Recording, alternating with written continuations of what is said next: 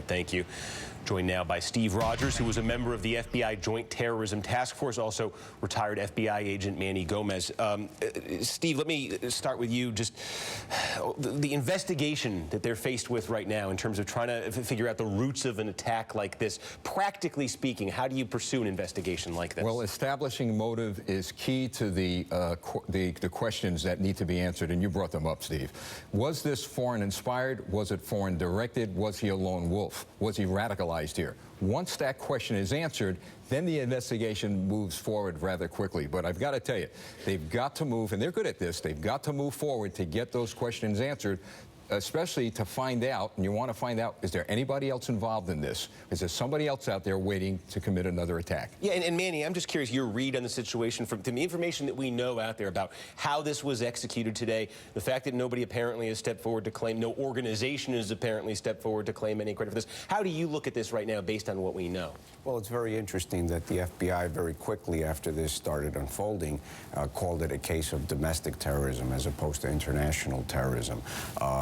They're finding out every and all fact. They're dissecting this individual and trying to ascertain, was he directed or was he inspired? Was he radicalized? And if he was directed, then it becomes an international terrorism case. If he was inspired, then it'll remain a domestic case and perhaps even a lone wolf type of situation that we've been seeing and hearing more and more about in remote areas. Everybody is always concerned about the main targets, New York City, D.C., etc. But here we have small-town America waking up and realizing that they're very vulnerable as well. Yeah, and Steve, that's an issue too. Is it small-town America? You know, and the congressman just a second ago down there in Chattanooga saying, never thought in my lifetime I'd see something like this in my community. There's probably people around the country saying the same things about their community now. I could never imagine this happening, but what if it did? And obviously there's a big role there for local law enforcement in these situations. Steve, I'm glad you brought that up, and I've been kind of beating the drum on this all over the country.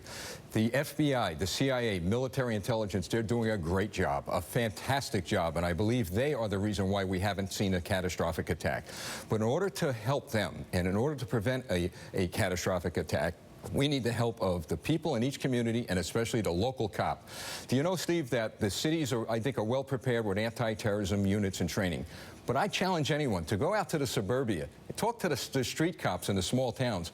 They probably don't have a clue what to look for, what to analyze. So we need to get them the tools to help them gather intelligence, analyze the intelligence, and get it right to the FBI. That'll be a tremendous help in the war on terrorism. All right, Jim Kavanaugh is also with us. He's retired